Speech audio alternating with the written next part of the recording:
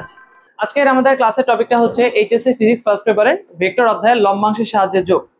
তো এই টপিকটা আমাদের একাডেমিক লাইফে প্লাস অ্যাডমিশনে খুব হেল্প করে, বিশেষ করে যাদের টার্গেট ইঞ্জিনিয়ারিং, তারা এই টপিকটার সাহায্যে খুবই দ্রুত বড় বড় ক্যালকুলেশন সমাধান করতে পারো। তো দেখো, আমরা ভেক্টর রাশির যোগ শিখতেছিলাম। ভেক্টর রাশির যোগের মধ্যে আমরা ত্রিভুজ সূত্র শিখছিলাম, সামুদ্রিক সূত্র শিখছিলাম, তারপরে হচ্ছে আমাদের সাধারণ কিছু নিয়ম ছিল, এবং আজকে আমরা শিখতেছি লম্বাংশের সাহায্যে যোগ। ত্রিভুজ সূত্র বা বহুভুজ সূত্রের সাহায্যে আমরা কখনো দুইটা ভেক্টর রাশির যোগফলের মান নির্ণয় করি না। আমরা যা করি তা হচ্ছে একটা ডায়াগ্রাম আঁকি, দেখতে কেমন হবে সেই জিনিসটা আমরা অঙ্কন করি।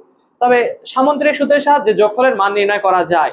তো সামুদ্রিক সূত্রের একটা সীমাবদ্ধতা হচ্ছে একই সাথে দুইটার অধিক তুমি রাশিকে যোগ করতে পারবা না।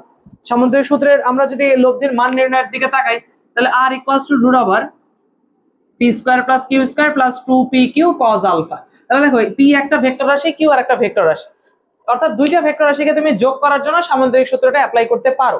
দুইয়ের অধিক যদি কোনো ভেক্টর রাশি হয় তাহলে কিন্তু সামুদ্রিক সূত্রের সাথে সরাসরি যোগ করা যায় না, সেক্ষেত্রে একটু কষ্ট করতে হয়। কিরকম কষ্ট করতে হয়? দুইটা দুইটা দুইটা করে যোগ করতে হয়। ধরো চারটা রাশি আছে, প্রথম দুইটা যোগ করলা, তার হচ্ছে যোগফলের মান বের করলা, দিক বের করলা, তারপরে সেইটার সাথে আবার 3 নাম্বারটার যোগ করলা, তার মান এবং দিক, তার সাথে আবার 4 নাম্বারটা যোগফলের মান এবং দিক, এভাবে করে পর্যায়ক্রমে যোগ করতে থাকতে হয়। তো এটা আসলে অনেক লেন্দি একটা প্রসেস, অনেক বড় একটা প্রসেস। তো এই বড় প্রসেসটাকে ছোট করার জন্যই আমরা আসলে লম্বাংশের সাহায্যে যোগ এই টপিকটা আমরা শিখবো। তো লম্বাংশের সাহায্যে যোগ করার জন্য আমরা আগে লম্বাংশ জিনিসটা শিখে আসছিলাম। একটা ভেক্টর রাশিকে দুইটা ভাগে ভাগ করার যে প্রক্রিয়া, সেটাকে আমরা বলছিলাম লম্বাংশ, মানে দুইটা লম্ব বরাবর উপাংশে ভাগ করার প্রক্রিয়াকে আমরা বলতেছিলাম হচ্ছে লম্বাংশ। একটা ভেক্টর রাশিকে কয়েকটা ভাগে ভাগ করলে তাকে বলা হয় উপাংশ, এবং লম্ব বরাবর যদি ভাগ করা হয় দুটো উপাংশ, তাহলে সেটাকে আমরা বলি হচ্ছে লম্বাংশ। আমরা কিন্তু লম্বাংশ অলরেডি শিখে ফেলছি। তাহলে সেই লম্বাংশের সাহায্যে আমরা যোগটা কিভাবে করব? তো এই লম্বাংশের সাথে যোগ কেন শিখবো আমরা বলি, দুইয়ের অধিক ভেক্টর আছে, 3টা 4টা 5টা 6টা 7টা, যতগুলো ইচ্ছা, যতগুলা খুশি তুমি ভেক্টর আছে যোগ করতে পারবা এই লম্বাংশের সাহায্যে। তবে এবং এই যোগফলটা হবে অনেক ছোট, সামুদ্রিক সূত্রের মতো এত বড় হবে না, অতি সহজে এটা করা যায়। দুইটা লাইন, মাত্র দুইটা লাইন যদি ঠিকঠাক লিখতে পারো তাহলেই হবে। এবং এটা তোমার ফিজিক্স ফার্স্ট পেপারের ভেক্টর অধ্যায় লাগবে, তারপরে নিউটনিয়ান বলবিদ্যুৎ লাগবে, সেকেন্ড পেপারে স্থির তড়িৎ লাগবে, এবং আরো অনেক অধ্যায়গুলোতে লাগবে। তো আমরা খুব ভালো মতো বোঝার চেষ্টা করব, কঠিন বিষয় না, খুবই সহজ বিষয়। আগে দেখি লম্বাংশের সাথে যোগের কনসেপ্টটা কিভাবে আমরা বোঝার চেষ্টা করতে পারি। দেখো, আমি এই কথাগুলো বোঝার জন্য বলতেছি, যদি তোমার এই জিনিসটা মনে রাখতে সুবিধা হয় তাহলে তোমার জন্য লম্বাংশ বোঝাটা খুবই সহজ। ধরো আমি 3টা ভেক্টর রাশি চিন্তা করতেছি, এ একটা ভেক্টর রাশি, বি একটা ভেক্টর রাশি, সি একটা ভেক্টর রাশি। এই 3টা ভেক্টর রাশিকে ধরো আমি দুইটা অক্ষ বরাবর ভাগ করবো, একটা হচ্ছে এক্স অক্ষ আর একটা হচ্ছে ওয়াই অক্ষ, মানে লম্ব বরাবর দুটো অংশে ভাগ করবো যেহেতু লম্বাংশ আসছে। তাহলে এ ভেক্টরের এক্স অক্ষ বরাবর উপাংশ এ এক্স, ওয়াই অক্ষ বরাবর উপাংশ এ ওয়াই। আবার বি ভেক্টরের এক্স অক্ষ বরাবর উপাংশ বি এক্স, ওয়াই অক্ষ বরাবর উপাংশ হচ্ছে বি ওয়াই। একইভাবে সি ভেক্টরের এক্স অক্ষ বরাবর উপাংশ সি এক্স, ওয়াই অক্ষ বরাবর উপাংশ হচ্ছে সি ওয়াই। আমরা এটা লিখলাম। এখন এই 3টা ভেক্টর রাশিকে আমি যোগ করব, 3টা ভেক্টর রাশিকে যোগ করব। তাহলে যোগ করা মানে লব্ধি নির্ণয় করা। এই 3টা ভেক্টর রাশির লব্ধি ধরো আর, এই আরটা হচ্ছে লব্ধি। দেখো, যা লব্ধি তাহাই কিন্তু যোগ। তাহলে এখন এই লব্ধি ভেক্টরটাকে আমি আবার দুইটা উপাংশে ভাগ করব, লম্বাংশ, অর্থাৎ একটা এক্স অক্ষ বরাবর আর এক্স আর একটা হচ্ছে ওয়াই অক্ষ বরাবর আর ওয়াই। তাহলে আমি কি করতেছি, এ ভেক্টর, বি ভেক্টর এবং সি ভেক্টর 3টা ভেক্টরকে লম্বাংশের সাহায্যে যোগ করার চেষ্টা করতেছি। তার জন্য আমি এই 3টা ভেক্টরের লব্ধি ধরছি কত, আর। প্রত্যেকটা ভেক্টরকেই আমি দুইটা উপাংশে ভাগ করছি, একটা এক্স অক্ষ বরাবর আর একটা হচ্ছে ওয়াই অক্ষ বরাবর। এখন তুমি একটু ঠান্ডা মাথায় চিন্তা করে বলো, এই 3টা ভেক্টর যোগ করে আর পাওয়া গেছে, A vector, B vector, C vector যোগ করে আর ভেক্টর পাওয়া গেছে। তাহলে 3টা ভেক্টরের এক্স অক্ষ বরাবর উপাংশগুলো যদি আমি যোগ করি, তাহলে লব্ধির এক্স অক্ষ বরাবর উপাংশ পাওয়া উচিত কিনা? এদের এক্স, এই 3টা যোগ করে আর পাওয়া গেছে, তাহলে এই 3টার এক্স অক্ষ বরাবর উপাংশ যদি যোগ করি, এ ওয়াই কেন, a x, b x, c x যোগ করলে লব্ধির এক্স অক্ষ বরাবর উপাংশ পাওয়া উচিত কিনা? আবার 3টা ভেক্টরের ওয়াই অক্ষ বরাবর উপাংশ আমি যদি যোগ করি, তাহলে লব্ধির ওয়াই অক্ষ বরাবর উপাংশ পাওয়া উচিত। এটাই আসলে নিয়ম, এটাই লম্বাংশ। তাহলে লম্বাংশের সাহায্যে আমরা কি করব, যতগুলা ভেক্টরকে আমরা যোগ করব সবগুলা একটা নির্দিষ্ট দিক বরাবর উপাংশ বের করব। আমি ধরে নিচ্ছি সেটা আপাতত এক্স এবং ওয়াই। এক্স অক্ষ বরাবর উপাংশগুলা বের করব, ওয়াই অক্ষ বরাবর উপাংশগুলা বের করব, তারপরে এক্স অক্ষ বরাবর উপাংশগুলা যোগ করলে লব্ধির এক্স অক্ষ বরাবর উপাংশ পাবো, আর ওয়াই অক্ষ বরাবর উপাংশগুলা যোগ করলে লব্ধির ওয়াই অক্ষ বরাবর উপাংশ পাবো। আমরা এর আগে বলছিলাম যে একটা ভেক্টর রাশিকে যদি দুইটা ভাগে ভাগ করা হয়, তাহলে এদের এক একটা টুকরাকে বলা হয় উপাংশ। এই দুইটা ভাগকে যদি আমি আবার যোগ করি তাহলে মূল ভেক্টর ফেরত পাওয়া উচিত। একটা ভেক্টর রাশির দুইটা অংশগুলোকে যদি আমি যোগ করি তাহলে আবার মূল ভেক্টর ফেরত পাওয়া উচিত। অনেকটা হচ্ছে ধরো 500 টাকা আমি 5 জনের মাঝখানে ভাগ করে দিলাম, তাহলে ওই ভাগ করা টাকা যোগ করলে আবার 500 টাকা কিন্তু ফেরত পাবো। তাহলে এই যে আর এক্স এবং আর ওয়াই এই দুটাকে যদি আমি যোগ করি তাহলেই আমি আবার মূল ভেক্টর ফেরত পেয়ে যাব। এইভাবে করে আমি মূল ভেক্টর ফেরত পাবো। অবশ্যই এই যোগটা ভেক্টর নিয়মে হতে হবে। এই হলো মূল কনসেপ্ট। কি করতে হবে, যতগুলো ভেক্টরকে আমরা যোগ করব সবগুলো ভেক্টরের আমি আপাতত এক্স আর ওয়াই অক্ষ ধরতেছি, এক্স অক্ষ বরাবর উপাংশগুলো বের করব, সবগুলো ভেক্টরের ওয়াই অক্ষ বরাবর উপাংশ বের করব। এক্স অক্ষ বরাবর উপাংশগুলো যোগ করলে লব্ধির এক্স অক্ষ বরাবর উপাংশ পাবো, ওয়াই অক্ষ বরাবর উপাংশগুলো যোগ করলে লব্ধির ওয়াই অক্ষ বরাবর উপাংশ পেয়ে যাব। তারপরে উপাংশগুলো যোগ করে দিলেই কাজ শেষ। ধারণা আসলে আমরা কাজ শুরু করতে পারি। যদি ধারণা আসে তাহলে চলো আমরা একটু কাজ শুরু করি। একটা দুইটা ম্যাথ বোঝাইলে সব থেকে ভালো হবে, বুঝতে সুবিধা হবে। তাহলে এখন আমরা একটু চিত্র আঁকাবো। ধরো আমি দুইটা অক্ষ কল্পনা করলাম, একটা হচ্ছে এক্স অক্ষ আর এইটা হচ্ছে আমাদের ওয়াই অক্ষ। এটা ওয়াই প্রাইম দিলাম, এটা হচ্ছে এক্স প্রাইম মানে নেগেটিভ এক্স অ্যাক্সিস। তাহলে এখানে তিনটা ভেক্টর আমি কল্পনা করি। ধরো এখানে একটা ভেক্টর এ, আমি ভেক্টর চিহ্ন আপাতত দিচ্ছি না। এখানে একটা ভেক্টর বি, আর ধরো এখানে একটা ভেক্টর এই দিকে সি ভেক্টর। আচ্ছা দি, এখন এই তিনটা ভেক্টরকে আমি যোগ করব লম্বাংশের সাহায্যে। লম্বাংশের সাহায্যে যোগ করার জন্য প্রথম যে কাজটা করতে হবে, সর্বপ্রথম যে কাজটা করতে হবে সেটা হলো তোমাকে একটা দিক নির্ধারণ করতে হবে। যে দিক বরাবর তুমি লম্বাংশ প্রয়োগ করবে সেই দিক নির্ধারণ করতে হবে। কি কাজ করতে হবে? সর্বপ্রথম কাজ, যে কোনো একটি দিক বরাবর লম্বাংশ প্রয়োগ করতে হবে।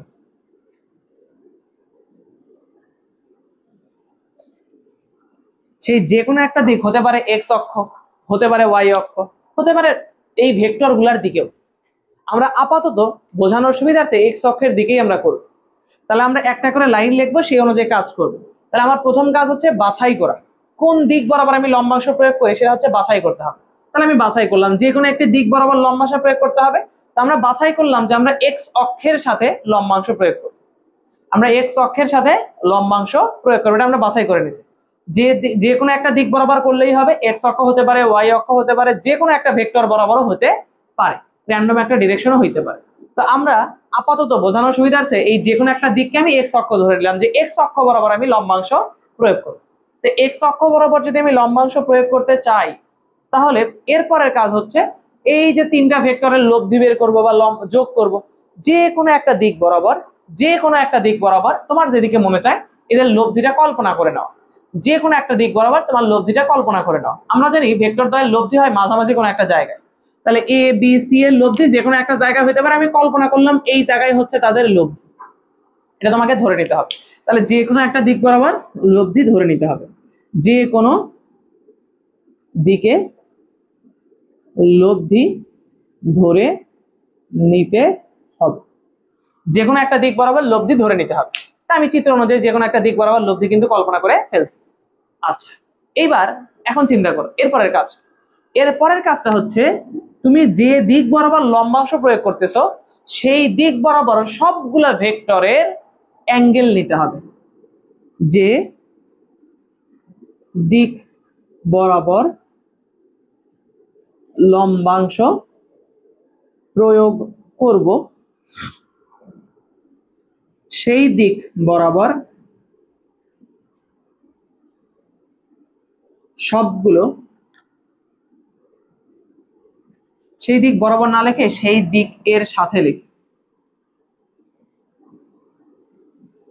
সবগুলো ভেক্টর এর অ্যাঙ্গেল মানে থিটা নির্ণয় করতে হবে।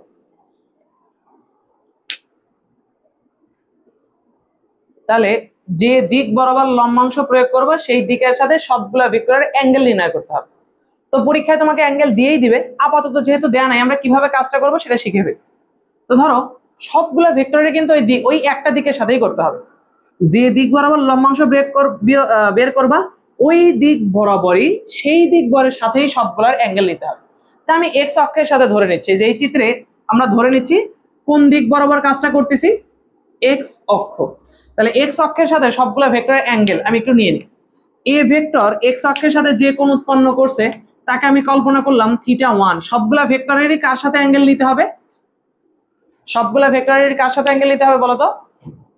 এক্স অক্ষের সাথে। তুমি যদি এক্স অক্ষ বরাবর লম্বাংশ প্রয়োগ না করে ওয়াই অক্ষ বরাবর লম্বাংশ প্রয়োগ করতা, তাহলে সবগুলো ভেক্টরের কোন দিক বরাবর উপাংশ নেওয়া লাগতো? সরি, অ্যাঙ্গেল নেওয়া লাগতো ওয়াই অক্ষ বরাবর। যদি আমি এ ভেক্টর বরাবর লম্বাংশ প্রয়োগ করতাম, তাহলে সবগুলো ভেক্টরের কার সাথে অ্যাঙ্গেল নেওয়া লাগতো? এর সাথে। তাহলে আপাতত আমরা এক্স অক্ষের সাথেই করি। এ ভেক্টর এক্স অক্ষের সাথে ধরো θ1 কোণ উৎপন্ন করব। এই লব্ধিটা এক্স অক্ষের সাথে ধরো θ কোণ উৎপন্ন করতেছে। দেখো অ্যাঙ্গেলগুলোকে আমি অ্যান্টি ক্লকওয়াইজ নিচ্ছি। অ্যান্টি ক্লকওয়াইজ নেওয়ার সুবিধা কি জানো? ত্রিকোণমিতিতে পড়ে আসছো। অ্যান্টি ক্লকওয়াইজ অ্যাঙ্গেলগুলো পজিটিভ হয় না নেগেটিভ হয়? অ্যান্টি ক্লকওয়াইজ অ্যাঙ্গেল পজিটিভ হয়, আর ক্লকওয়াইজ অ্যাঙ্গেল হচ্ছে নেগেটিভ। অ্যান্টি ক্লকওয়াইজ অ্যাঙ্গেল হচ্ছে পজিটিভ আর ক্লকওয়াইজ অ্যাঙ্গেলটা হচ্ছে নেগেটিভ। ওকে, তাহলে লব্ধির নিয়ে ফেললাম। আরো আছে বি ভেক্টর। তাহলে দেখো বি ভেক্টরের এক্স অক্ষের সাথে উৎপন্ন কোণ, বি ভেক্টরের এক্স অক্ষের সাথে উৎপন্ন কোণ আমি ধরলাম θ2। তারা হয়ে গেল। সবগুলো ভেক্টরের কিন্তু সেই দিকের সাথেই অ্যাঙ্গেল নিতে হবে। এবার আরেকটা ভেক্টর আছে সি ভেক্টর। সি ভেক্টরেরও এই দিকের সাথে অ্যাঙ্গেল, এই দিকের সাথে অ্যাঙ্গেল দিলাম আমি হচ্ছে θ3। সবগুলা ভেক্টরেরই ওই দিক বরাবর অ্যাঙ্গেল কিন্তু নেওয়া হয়ে গেছে। তাহলে দেখো এক নাম্বার কাজকে আমরা করছি, যে কোনো একটা দিক বাছাই করতে হবে, যে দিক বরাবর লম্বাংশ প্রয়োগ করবো সেই দিক বাছাই করা হয়ে গেছে। 2 নাম্বার কাজ, যে কোনো একটা দিকে লব্ধি ধরে নিতে হবে, লব্ধি আর আমরা ধরে নিছি। তারপরে কাজ কি, যে দিক বরাবর লম্বাংশ প্রয়োগ করব সেই দিকের সাথে সবগুলো ভেক্টরের অ্যাঙ্গেল নিতে হবে। তাহলে আমরা এক্স অক্ষ বরাবর লম্বাংশ প্রয়োগ করতেছি, দেখো সবগুলো ভেক্টরেরই এক্স অক্ষের সাথে অ্যাঙ্গেল নেওয়া হয়ে গেছে না? আচ্ছা, এরপরের কাজ কি? এরপরের কাজ হচ্ছে লম্বাংশ উপপাদ্য অ্যাপ্লাই করব।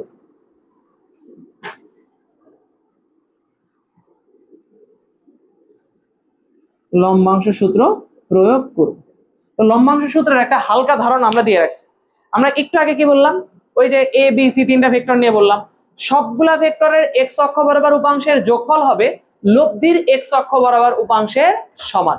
সবগুলা ভেক্টরের ওয়াই অক্ষ বরাবর উপাংশ হবে লব্ধির ওয়াই অক্ষ বরাবর উপাংশের সমান। মনে আছে? একটু আগে আমরা করলাম a x plus a y plus a x plus b x plus c x equals to r x. একটু আগে লিখলাম না যে এই লব্ধির এক্স অক্ষ বরাবর উপাংশ হবে সবগুলা ভেক্টরের এক্স অক্ষ বরাবর উপাংশের সমান। তাহলে দেখো এই যে লব্ধির এক্স অক্ষ বরাবর উপাংশ আর এক্স, এটা হবে সবগুলা ভেক্টরের এক্স অক্ষ বরাবর উপাংশের যোগফলের সমান। তাহলে দেখো তো লব্ধির এক্স অক্ষ বরাবর উপাংশ কেমনে বের করবে? আমরা বলছিলাম যে দিকের সাথে অ্যাঙ্গেল সেই দিক বরাবর উপাংশ কি হয়, কজ না সাইন বলতো? যে দিক বরাবর অ্যাঙ্গেল থাকে সেই দিক বরাবর কজ হয় না সাইন হয়? কজ হয়। তাহলে দেখো তো আর এক্স মানে এক্স অক্ষের সাথে আর ভেক্টরের উপাংশ, এক্স অক্ষের সাথে আর ভেক্টর কতটুকু কোণ তৈরি করছে? এক্স অক্ষের সাথে আর ভেক্টর কতটুকু কোণ তৈরি করছে? থিটা। তাহলে এক্স অক্ষ বরাবর আর ভেক্টরের উপাংশ কি হবে? আর কজ থিটা। এবার হচ্ছে এ ভেক্টর এক্স অক্ষের সাথে কত কোণ তৈরি করছে? এ ভেক্টর এক্স অক্ষের সাথে কত কোণ তৈরি করছে? θ1, ওই যে ছোট্ট করে লেখা আছে। তাহলে a cos θ1 plus bx, b vector x অক্ষের সাথে কত কোণ তৈরি করছে? তাহলে লেখো b cos θ2 plus c vector x অক্ষের সাথে কত কোণ তৈরি করছে? θ3। তাহলে আসবে c cos θ3 দিলা এক নম্বর। পরীক্ষার হলে তোমার কাছে কি থাকবে? এ ভেক্টরের মান থাকবে, বি ভেক্টরের মান থাকবে, সি ভেক্টরের মান থাকবে, আর এই অ্যাঙ্গেলগুলো দেওয়া থাকবে θ1 θ2 θ3। তাহলে এখান থেকে আর cos θ একটা সুন্দর মান বের করা যাবে না যদি এগুলা দেয়া থাকে? A vector θ1, b vector θ2, c vector θ3, এগুলা দেয়া থাকলে আর cos θ সুন্দর একটা মান অতি সহজেই বের করা যাবে। ক্যালকুলেটরে চাপবা, আমরা একটু পরে একটা ম্যাথও করব। তারপরে কি করতে বলছিলাম, যে সবগুলা ভেক্টরের ওয়াই অক্ষ বরাবর উপাংশের যোগফল হবে লব্ধি ভেক্টরের ওয়াই অক্ষ বরাবর উপাংশের সমান। তাহলে লব্ধির ওয়াই অক্ষ বরাবর উপাংশ। আচ্ছা, আমরা দেখো কি বলছিলাম, যে দিক বরাবর cos তার সাথে লম্ব বরাবর কি হবে বলতো? কি হবে? সাইন হবে। হ্যাঁ, তাহলে দেখো আমরা এক্স অক্ষ বরাবর এই যে আর এক্সটা কি, লব্ধির এক্স অক্ষ বরাবর উপাংশ, লব্ধির এক্স অক্ষ বরাবর উপাংশ আর cos থিটা হলে আমরা এটা লিখলাম। আর এখানে হচ্ছে লব্ধির ওয়াই অক্ষ বরাবর উপাংশ আর সাইন থিটা। ওয়াই অক্ষ বরাবর উপাংশ হচ্ছে আর সাইন থিটা। চিন্তা করো তো, এক্স অক্ষ আর ওয়াই অক্ষ পরস্পরের সাথে কত ডিগ্রি কোণ তৈরি করে আছে? আচ্ছা, আর কস থিটা তো এখানে লিখিনি, আর এক্স লিখছি, তাহলে এখানে আর এক্স লিখি, আর এটা হচ্ছে আর ওয়াই লিখছি, পরে শর্টকাটে দেখাবো। তাহলে এক্স অক্ষ আর ওয়াই অক্ষ পরস্পরের সাথে কত ডিগ্রি কোণ তৈরি করে আছে? 90। তাহলে যে দিক বরাবর কস তার সাথে লম্ব বরাবর সবসময় কি হবে? তাহলে যে দিক বরাবর কস মানে এক্স অক্ষ বরাবর কস, তার সাথে লম্ব মানে ওয়াই অক্ষ, তাহলে ওয়াই অক্ষ বরাবর এইগুলা সব কি হয়ে যাবে? সাইন। তাহলে একদম সহজ বুদ্ধি, যেখানে যেখানে কজ আছে সেখানে সাইন বসাই দেবা, শেষ। যেখানে যেখানে কজ আছে সেখানে সেখানে কি বসাবা? সাইন। আর কস থিটা কজ এর জায়গায় কি আসবে? সাইন। তাহলে a sine theta 1, b sine theta 2, c sine theta 3। পরীক্ষায় তোমার কাছে কি দেয়া থাকবে? এই যে এ ভেক্টরের মান theta 1, B theta 2, C theta 3। তাহলে এখান থেকে আর সাইন থিটারও একটা সুন্দর মান পাওয়া যাবে না? এই হচ্ছে কাজ। এরপরে তুমি দুইটা মানকে যোগ করবে, মানে আর কস থিটা এবং আর সাইন থিটাকে যোগ করবে, আর কস থিটা এবং আর সাইন থিটাকে যোগ করবে। এবার দেখো যোগের কাহিনী, এটা হচ্ছে আমাদের এক্স অক্ষ, এটা হচ্ছে আমাদের ওয়াই অক্ষ। দেখো এই যে এক্স, এই যে লব্ধি হলো এরকম একটা জায়গায় আছে আর, তাহলে আর এই এক্স অক্ষের সাথে থিটা কোণ উৎপন্ন করছে, তাহলে এই দিক বরাবর লব্ধির উপাংশ হচ্ছে আর কস থিটা, এই দিক বরাবর লব্ধির উপাংশ হচ্ছে আর সাইন থিটা। এটাই তো আমরা করলাম। এখন দেখো এই আর কস থিটা এবং আর সাইন থিটা যোগ করলে এই মূল ভেক্টর আর পাওয়া উচিত কিনা? এই আর কেই তো দুটো উপাংশে ভাগ করছে, এই ভাগ করা অংশগুলোকে যোগ করলে মূল ভেক্টর পাওয়া যাবে না? পাওয়া যাবে, অবশ্যই যাবে। এখন দেখো আর সাইন থিটা এবং আর কস থিটা এরা কি স্কেলার রাশি? ভেক্টর রাশি। তাহলে সাধারণ নিয়মে কি যোগ করা যাবে? আর কস থিটা প্লাস আর সাইন থিটা দিয়ে দিলে হবে? লব্ধি নির্ণয় করতে হবে ভেক্টর নিয়মে। তাহলে ভেক্টর নিয়মে লব্ধি নির্ণয় করার জন্য দুইটা ভেক্টরের মধ্যবর্তী কোণ জানা দরকার।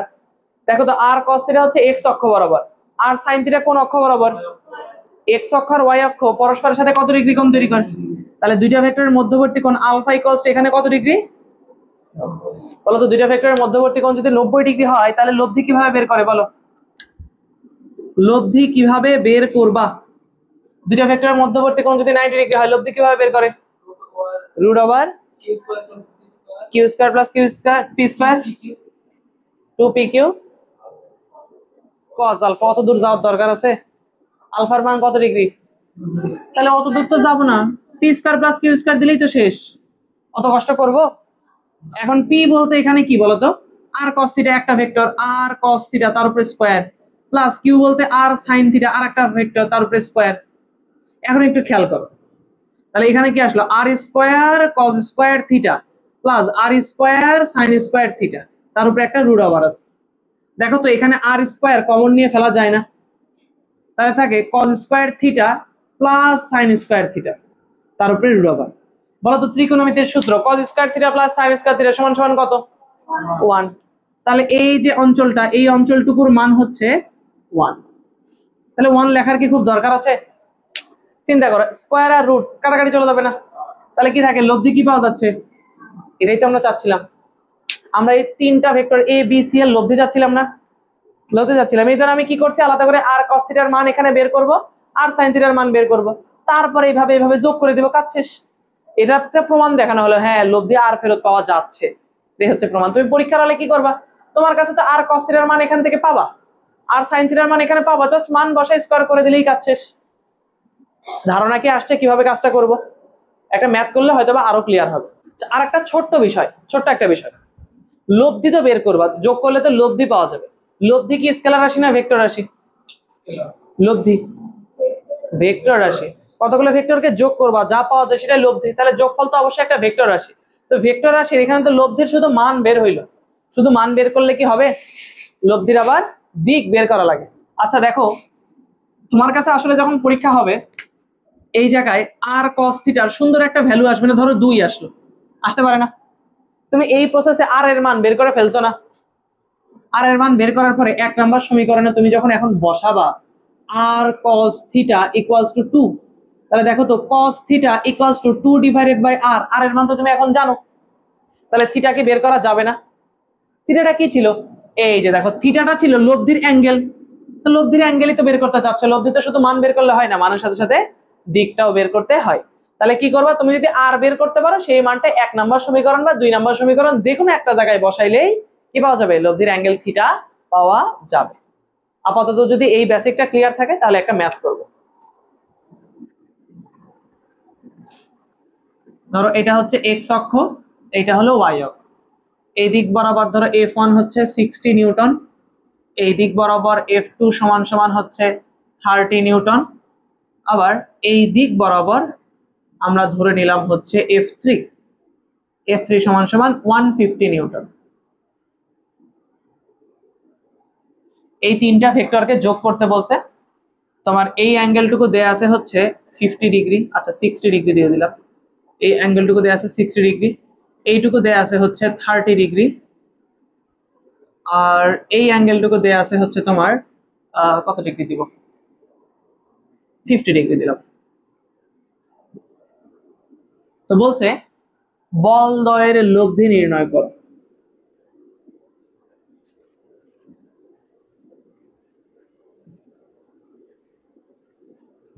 প্রশ্নটা তুলে ফেলি।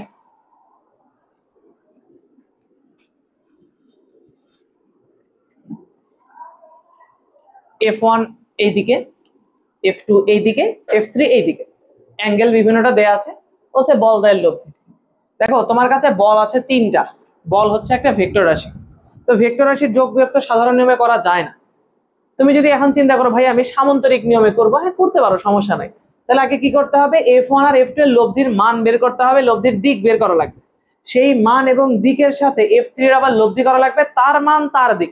কষ্ট অনেক বড় হয়, কিন্তু আমরা এই জিনিসটাকে 2 লাইনে করতে পারি। চলো তো দেখি 2 লাইনে কিভাবে করা যায়। তাহলে নিয়মগুলো মনে রাখি, লম্বাংশের সাহায্যে আমরা যোগ করবো, এখানে কিন্তু নিয়ম বলে দেয়নি, তুমি তোমার ইচ্ছা মতো করবা। তো 2 এর অধিক ভেক্টরের লব্ধি তোমরা সবসময় চেষ্টা করবা যাতে লম্বাংশের সাহায্যে করা যায়। তাহলে দেখো নিয়মগুলোর প্রথম নিয়মটা কি ছিল, যে কোনো একটা দিক বাছাই করা, যে দিক বরাবর তুমি লম্বাংশ প্রয়োগ করবা, যে দিক বরাবর লম্বাংশ প্রয়োগ করবা। তুমি এক্স অক্ষ বরাবর বাছাই করে নাও মনে মনে, এটা লেখার দরকার নেই। তো এক্স অক্ষ বরাবর তুমি লম্বাংশ প্রয়োগ করবা, মনে মনে বাছাই করে ফেললাম। 2 নাম্বার কথাটা কি ছিল, যে কোনো একটা দিকে লব্ধি কল্পনা করবো। তাহলে যে কোনো একটা দিকে লব্ধি কল্পনা করলাম আমার ইচ্ছা মতো, আমি ধরো এখানে লব্ধি কল্পনা করলাম, এই জায়গায়, এই জায়গায় লব্ধি কল্পনা করলাম। লব্ধি কল্পনা করলে কি কোনো সমস্যা হবে? তারপরে কি লেখা আছে, যতগুলা ভেক্টরকে আমরা যোগ করব সবগুলা ভেক্টরের ওই দিক বরাবর অ্যাঙ্গেল নির্ণয় করতে হবে ওই দিকের সাথে। তাহলে আমরা মনে মনে কোন দিকটাকে কল্পনা করে নিছি জানো, এক্স অক্ষ। তাহলে এক্স অক্ষের সাথে সবগুলা ভেক্টর আগে অ্যাঙ্গেল মনে মনে বের করে রাখি। আমি তো মনে মনে করবো না, আমি এখানে লিখে দিব। দেখো তোমাদের এই বের করাটাতেই অনেকে ঝামেলা হয়। সবগুলার এক্স অক্ষের সাথে অ্যাঙ্গেল, তাহলে লব্ধির এক্স অক্ষের সাথে অ্যাঙ্গেলকে আমি থিটা কনসিডার করে নিই, লব্ধির এক্স অক্ষের সাথে অ্যাঙ্গেল হচ্ছে থিটা। তাহলে আমি কথাটা এখানে লিখে রাখতে পারি যে দড়ি ভেক্টর দ্বয়ের লব্ধি, ভেক্টর গুলোর লব্ধি, দ্বয় না, ভেক্টর গুলোর লব্ধি হচ্ছে আর, যা এক্স অক্ষের সাথে কত কোণ উৎপন্ন করছে লিখে দিছি, থিটা কোণ উৎপন্ন করে। আচ্ছা এবার আমাদের কাজ, নিজে নিজের কাজ, এটা কিন্তু স্যারটা বলবে না, তোমরা প্রশ্ন তুলছো না, এবার আমি মিশায় মিশায় কাজটা করি। তাহলে দেখো F1 এক্স অক্ষের সাথে কত ডিগ্রি কোণ উৎপন্ন করছে, কে বলতে পারবা? F1 এক্স অক্ষের সাথে কত ডিগ্রি কোণ উৎপন্ন করছে, ওয়াই অক্ষের সাথে 60, তাহলে এই অংশ অবশ্যই কত ডিগ্রি, 30 ডিগ্রি। তাহলে এইটুকু হচ্ছে 30 ডিগ্রি। তাহলে এইটাই হচ্ছে ওই যে আমরা প্রথমবার যে থিটা 1 ধরছিলাম না, এটাই মনে করো থিটা 1।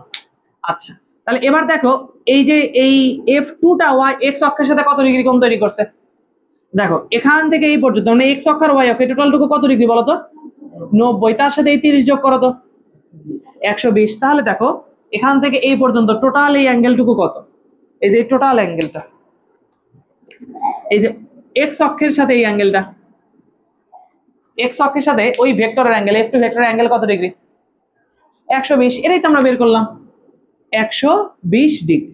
এবার হচ্ছে এই F3 এর সাথে চিন্তা করো তো, এইখান থেকে এক্স অক্ষের সাথে এই এক্স প্রাইম, এই টোটাল অ্যাঙ্গেল কত ডিগ্রি, 180, তার সাথে এটা কত 50, তাহলে 180 আর 50 কত হয় 230।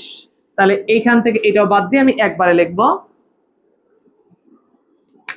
এখান থেকে এই পর্যন্ত টোটাল অ্যাঙ্গেল হচ্ছে কত ডিগ্রি, 230 ডিগ্রি। এইগুলা কি আর দরকার আছে, এই যে 30, এগুলা কি দরকার আছে আর?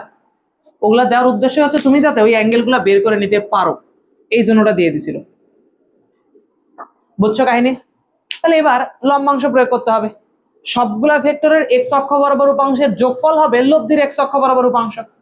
লব্ধি হচ্ছে আর, এক্স অক্ষের সাথে কত ডিগ্রি কোণ তৈরি করছে, আর ভেক্টরটা এক্স অক্ষের সাথে কত ডিগ্রি কোণ তৈরি করছে, চিত্রের দিকে তাকাইলে বোঝা যায় কত ডিগ্রি তৈরি করছে বলো তো।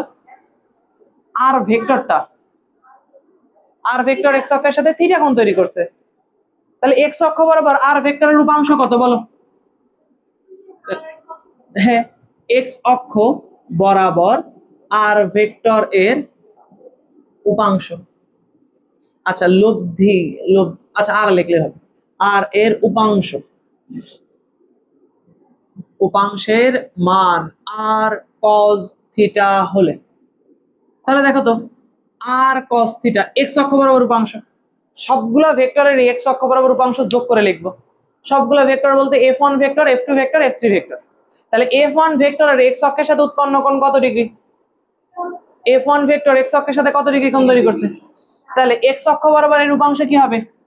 f1 cos 30 degree. বুঝতে পারছি? তুমি চাইলে f1 এর মান বসাইতে পারো। f1 এর মান কি এক লাইনে বসাই দিব? প্রথমবারই কি বসাবো না পরের লাইনে বসাবো? প্রথমবারই পরের, আচ্ছা পরের লাইনে একজন বলছে আপাতত পরের লাইনে বসে। এখন দেখো f2 ভেক্টরটা এক্স অক্ষের সাথে কত ডিগ্রি কোণ তৈরি করছে? f2 ভেক্টর এক্স অক্ষের সাথে 120, তাহলে এক্স অক্ষ বরাবর f2 এর উপাংশ কত হবে? f2 cos 120 degree plus f3 ভেক্টরটা এক্স অক্ষের সাথে কত ডিগ্রি কোণ তৈরি করছে? 230, তাহলে f3 ভেক্টর এক্স অক্ষের সাথে যে কোণ তৈরি করছে সেই অনুযায়ী এর উপাংশ হচ্ছে f3 cos 230, cos 230 ডিগ্রি। লেখা যাবে এই কথাটা। সবগুলা ভেক্টর এক্স অক্ষ বরাবর উপাংশ লেখা হয়ে গেছে। তুমি আগের লাইনে চাইলে মান বসাইতে পারতো, যেহেতু বসাওনি তাহলে এই লাইনে বসাও। f1 এর মানটা কত? 60 cos 30, ক্যালকুলেটরে ডাইরেক্ট এটা তুলবা, আলাদা আলাদা করার কিছু নাই, পুরোটা একবারে তুলবা। এটা হচ্ছে 30 cos 120 ডিগ্রি প্লাস f3 কত? 150, 150 cos 230। একজন একটু ক্যালকুলেটর চাপো, পুরোটা একবারে তুলবা, আলাদা আলাদা করার কিছু নেই।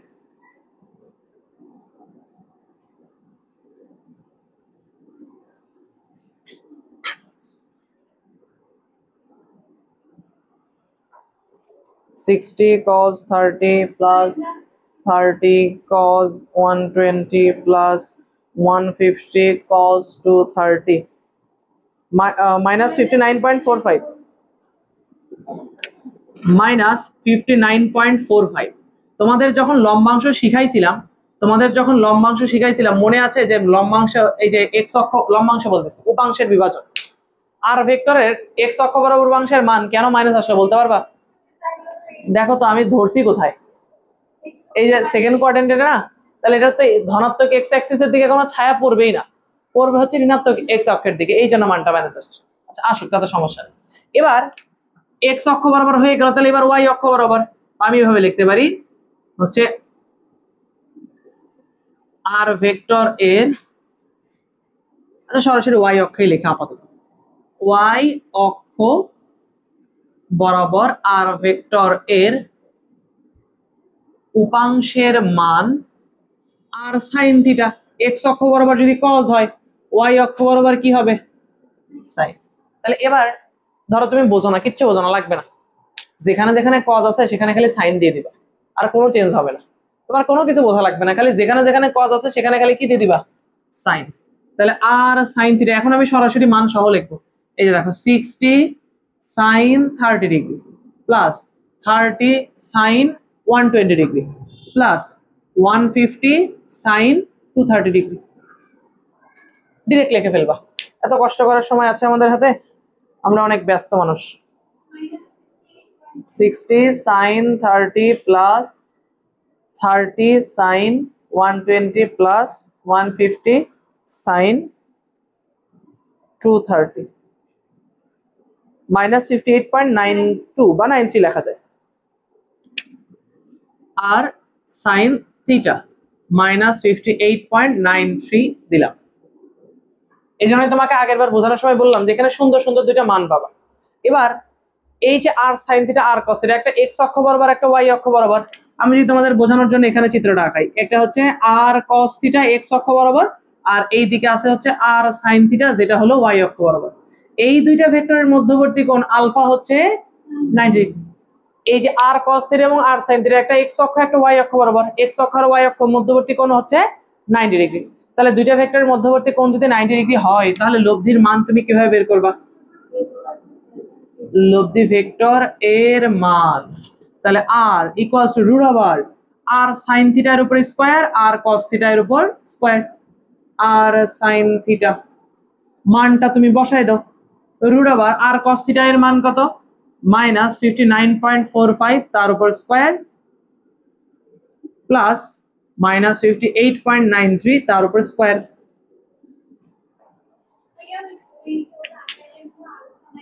হ্যাঁ, তোমার সুবিধার্থে তুমি করতে পারো, না তোমার সুবিধার্থে তুমি করতে পারো, তুমি তো এই চিত্র অলরেডি আঁকাইছো, আর কতগুলো আঁকাবো? হ্যাঁ, 59.45 তারপর স্কয়ার প্লাস 58.93 তারপর স্কয়ার রুট ওভার অ্যান্সার 83.708 মানে 83.71 এত নিউটন। এটা হচ্ছে লব্ধি ভেক্টরের মান। শুধু মান বের করলে কি হবে? দিক লাগবে। তুমি যে কোনো একটা সমীকরণে বসাইতে পারো, যে কোনো একটা সমীকরণ, অথবা তুমি এরকম চিন্তা করতে পারো, ভাইয়া দুইটা ভেক্টরের লব্ধি তো এই দিকে, আর ভেক্টরের মান তো আমি জানি, তাহলে আর cos থিটার সাথে অ্যাঙ্গেল থিটা আমি বের করে নিতে পারি। কিভাবে? ওই যে লম্ব বাই ভূমি দিয়ে করা যায় না? আচ্ছা, ওইটাই কিন্তু এই 1 নম্বর সমীকরণে হচ্ছে। দেখো এবার 1 নং হতে আমরা কি লিখতে পারি? দেখো আর cos থিটা ইকুয়ালস টু -59.45, তাহলে এখান থেকে থিটা ইকুয়ালস টু একবারে লিখি। দেখো এই যে এই পাশে -59.45 ডিভাইডেড বাই আর কি আকারে ছিল? এই কথা বলো, আর কি আকারে ছিল? এই পাশে আসলে কি হবে? তো মানটা বসাই দিই ভাগ করে 83.71। cos কি আকারে ছিল থিটার সাথে? আর এই পাশে হয়ে যাবে ইনভার্স। তাহলে এখন এইটুকু ক্যালকুলেটরে একবারে করব। এই বুঝতে পারছো এই লাইন থেকে এই লাইন? ওকে, তাহলে shift cos -59.45 divided by 83.71 135.25 135.25 degree. তাহলে দেখো তো এই যে ধনাত্মক এক্স অক্ষের সাথে কত ডিগ্রি কোণ তৈরি করছে?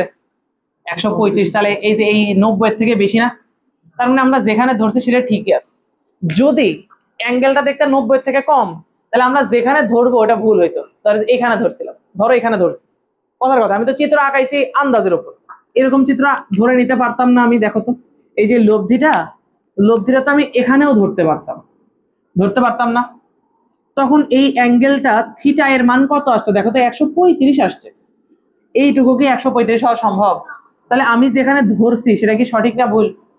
তাহলে কি নতুন করে আঁকাবো? কোনো দরকার নেই, ধরাটা তো না, কিছুই করার দরকার নেই। ধরছো তো তুমি ইচ্ছা মতো, এটা ধরে নিয়েছো, এটা তো সঠিক না। ধরে নেওয়া জায়গাটা ভুল হইতেই পারে, তুমি তো অ্যাঙ্গেল বের করে দেখাইছো, আর নতুন করে চিত্র আঁকানোর দরকার নেই। আমরা বললাম না যে লব্ধি যে কোনো একটা দিক বরাবর ধরবো, তা আমি এখানে ধরছি, তুমি তো এখানেও ধরতে পারতো, তাহলে তো তোমারটা ভুল আসতো। হ্যাঁ, আর এর মান সেম। এখন দেখো এটা যদি আমি ওয়াই অক্ষের সাথে অ্যাঙ্গেল বের করতাম তাহলে কিন্তু আর এটা আসতো না। 180 থেকে 135, সরি এই যে এইটুকু আসতো ওয়াই অক্ষের সাথে, এই যে এইটুকু আসতো, বুঝছো? এই যে এইখানে এই অ্যাঙ্গেলটুকু হচ্ছে থিটা, তাহলে এই যে এইটুকু আসতো, এইটুকু ওই অ্যাঙ্গেল আসতো। এই যে দেখো এখানে থিটা বের করছি আমরা লম্ব বাই ভূমি দিয়ে যদি করি, এই আর সাইন থিটাকে স্থানান্তর করো, এখানে আর সাইন থিটা স্থানান্তর করছো, তাহলে tan থিটা ইকুয়ালস টু কি লেখা যায় বলো তো? লম্ব বাই ভূমি, তাই না? এখানে লম্বকে আর সাইন থিটা, ভূমি হচ্ছে আর cos থিটা। ঠিক আছে, এখান থেকে তুমি থিটা বের করতে পারো। আর এবং আর কাটা, এই দেখো সাইন বাই cos মানে tan। দেখো এটা কি ক্লিয়ার আমাদের কাছে? লম্বাংশ এটা ছাড়া আর কিছুই না। এভাবে করে এই যে আর cos থিটার সমান এই লাইনটা লিখতে হবে, আর sin থিটার সমান এই লাইনটা লিখতে হবে, দুইটা সমীকরণ দিবা, লব্ধি ভেক্টরের মান বের করবা, যে কোনো একটা সমীকরণে বসাই দিবা, হয়ে গেল। কয় লাইনের কাজ দেখো? 1 লাইন, 2 লাইন, 3 লাইন, শেষ। এই যে থিটা বের করলেই তো হচ্ছে, আর দরকার নেই। থিটাই তো অ্যাঙ্গেল, তুমি তো থিটার পরিচয় প্রথমেই লিখে দিছো, এক্স অক্ষের সাথে থিটা কোণ উৎপন্ন করে। তাহলে দেখো 1 লাইন, 2 লাইন, 3 লাইনের ক্যালকুলেশনে শেষ। 3টা ভেক্টর কেন, এরকম 10টা ভেক্টরও যদি থাকে সবগুলো এইভাবেই করতে হবে। সবগুলা ভেক্টরের আগে ওই এক্স অক্ষের সাথে অ্যাঙ্গেল বের করে নিবা, কাজ হয়ে যাবে। বুঝতে কি পারছি বিষয়টা? 3টা দিয়ে দেখালাম, যদি 4টা দিয়ে থাকে পারা যাবে, 5টা থাকলে খালি ওই অ্যাঙ্গেলটা নিয়ে নিতে হবে। অ্যাঙ্গেল নিতে পারলে তো এই লাইনটা খালি একটু বড় হবে, কিন্তু ক্যালকুলেটরে যোগ করা কি কষ্ট হবে? না, আশা করা যায় আমরা পারবো। লম্বাংশ জানা এবং বোঝা খুবই জরুরি, পারবো আশা করা যায়। ধন্যবাদ, আজকের ক্লাস এই পর্যন্ত।